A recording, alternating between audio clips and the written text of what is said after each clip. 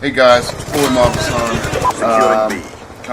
We're doing the review, my final review for the Revolution DLC, Call of Duty Black Ops 2. And in order to do that, we need to review a few things, obviously all the new things. 4 new multiplayer maps, 1 Peacekeeper DLC weapon, 1 Zombies map, and 1 new Zombies gameplay. So, starting with the 4 multiplayer maps, my opinions and views on those. Trying to be completely unbiased, but my opinions on these maps, 2 reasons why it's going to get a less than positive review on those. The first being, the spawn points are terrible, especially Domination. It's absolutely broken. So I'm sure they'll probably fix it, maybe not, but they're broken. It's just ridiculous. And number 2 is, as opposed to creating and releasing 4 maps which would encourage 4 different styles of play, or be, 1 map's for people that like to snipe, 1 map's for people that like to camp, 1 map's for people that like to run and gun, chaos mode, if you will, etc.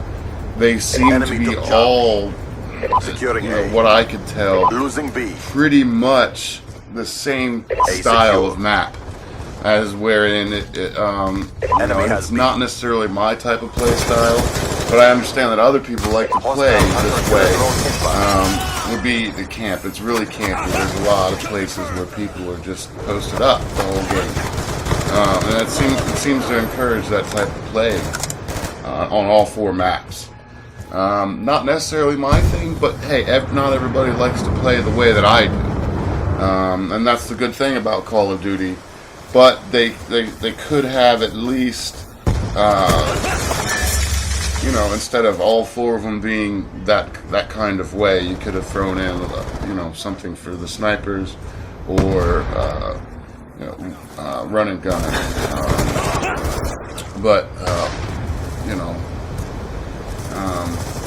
That's my opinion on those multiplayer maps. I played them for several hours yesterday.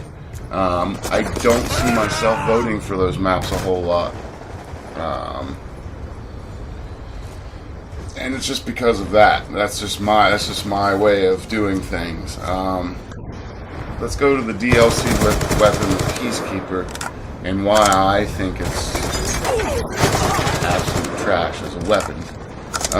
We've lost the lead. Be advised, hostile UAV incoming.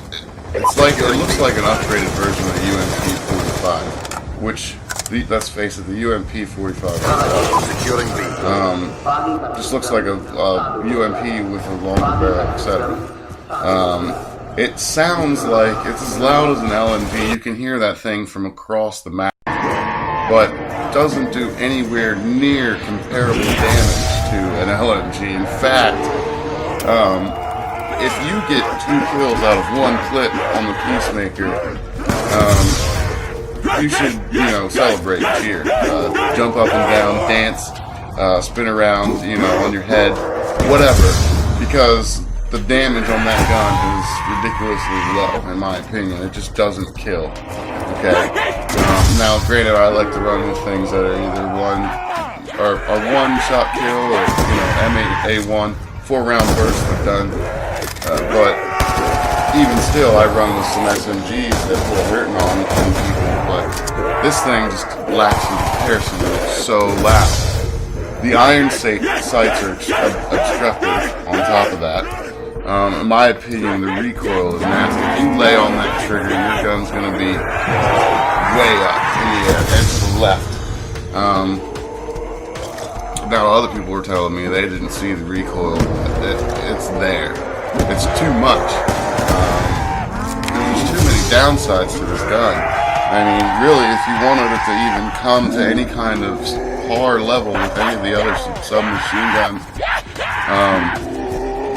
you'd have to run primary gunfighter just to get it to par with them, and run things like FMJ, you know,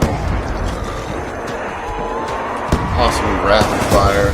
But on top of that, you've got to get around the intrusive iron sight, so you got to put a sight on it. And that still doesn't, you know, the clip isn't big enough.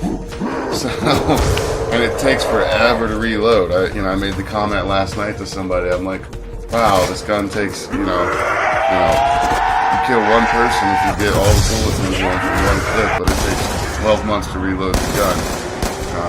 It's really slow. So, not going to be something I'm going to run with a lot. I might, max out the camos on it, etc. Possibly. But other than that, that's about it. It's really a lot of hype surrounding that gun leading up to it. It doesn't compare with any of the other OP weapons in the game. It's definitely not OP. If anything, it's DP. That's that. Now we're moving on to the zombies. Zombies, awesome. Okay, if anything, if you were having trouble deciding whether or not you wanted to buy this DLC and you're a huge zombie fan, get the DLC.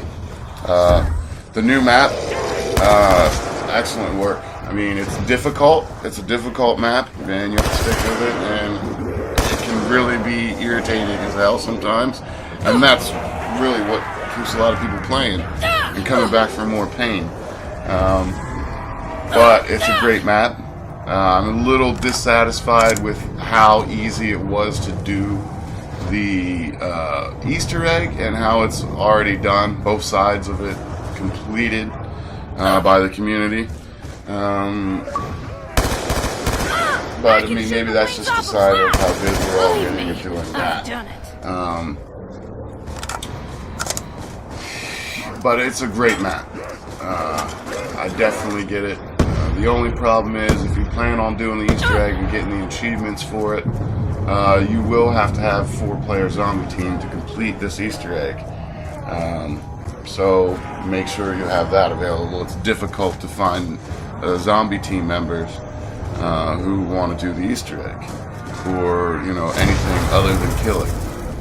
So, but it's a great map. Great map. Love it. They did an excellent job on it. Now to the last topic, turn gameplay with zombies. My first video, a little excited about it as I started playing some public matches and realized that it's only 4 players, whereas in Turn Grief you have 8 players. I don't know, just wasn't feeling that. I think it should be 8 players. I think it would be more fun with more players. And possibly a larger area than Diner. You can only play Turned in Diner. And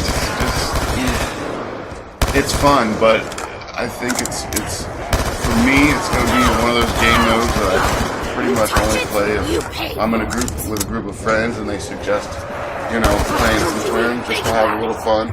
But other than that, it's extremely irritating game mode. I mean, it just gets under your skin, boils blood.